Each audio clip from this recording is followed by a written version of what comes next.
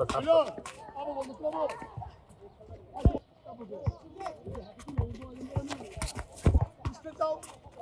নতুন করে আমাদের খেলার অনেক ভালো, দেশের প্রধানমন্ত্রী আমাদের অনেক সুযোগ সুবিধা করে দিচ্ছেন। এই জন্য প্রধানমন্ত্রী ধন্যবাদ জানাই। জীবনে অনেক বড় আশা আছে যে অনেক বড় প্লেয়ার হওয়া। এবার নতুন করে স্পোর্টসে আবেদন করে এবার টিকেছি, তার জন্য আমি অনেক খুশি এবং কি আমি এই খেলা নিয়ে আমি অনেক বড় পর্যায়ে যেতে চাই। এবার আমি নতুন প্রথম সুযোগ পাইছি। এর আগে বড়রা খেলছে, কিন্তু আমরা ছোট ছিলাম, এই জন্য পারিনি। খেলাতে আমরা অনেক জায়গায় যাওয়ার চিন্তা করতেছি এবং কি আপনারা দোয়া করবেন যাতে আমরা ভালোভাবে খেলতে পারি। আরো অনেক প্লেয়ারও খুশি হয়েছে নতুন করে স্পোর্টস পেয়ে।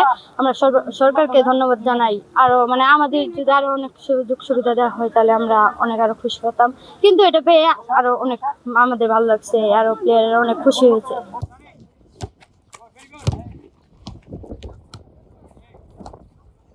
তৃণমূল পর্যায়ে খেলোয়াড় বাছাই করে যে অনূর্ধ্ব 12 থেকে 14 বছর বয়সের যে ইভেন্টগুলো শুরু হচ্ছে, নিঃসন্দেহে এই জায়গা থেকে ভালো মানের খেলোয়াড় উঠে আসবে।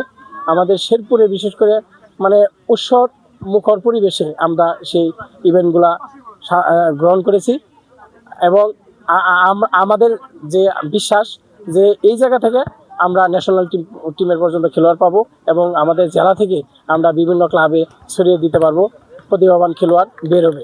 এক্সট্রিম মশার কয়েল প্ল্যান্ট ফাইবার দিয়ে তৈরি, ডেঙ্গু চিকুনগুনিয়া বাহি সহ যে কোনো মশার বিরুদ্ধে দেয় এক্সট্রিম সুরক্ষা।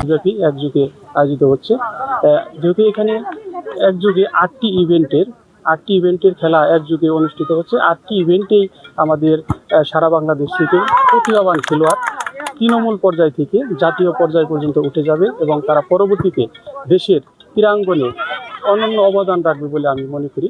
আর এরকম আয়োজনকে আমরা মাননীয় প্রধানমন্ত্রী সহ সরকারের সংশ্লিষ্ট সকলকে আমি আমার জেলা ক্রীড়া অফিসের পক্ষ থেকে এবং শেরপুরের পক্ষ থেকে আমি ধন্যবাদ জানাই। নতুন করে স্পোর্টস 2026 আমার মনে হয় যে একটা শিশুর ক্রীড়া প্রতিভা বিকাশের একটা অন্যতম নতুন অধ্যায় হিসেবে কাজ করবে।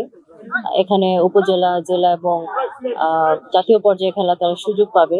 এতে অনেক নতুন ক্রীড়া প্রতিভা বের হয়ে আসবে এবং নতুন প্রজন্ম খেলার প্রতি নতুন করে আবার আগ্রহ তৈরি হবে। তো এই আগ্রহ তৈরি করা, নতুন প্রজন্মকে ক্রীড়ামুখী করার জন্য এই স্পোর্টস প্রতিযোগিতাটা আমার মনে হয় যে খুবই ফলপ্রসূ হবে।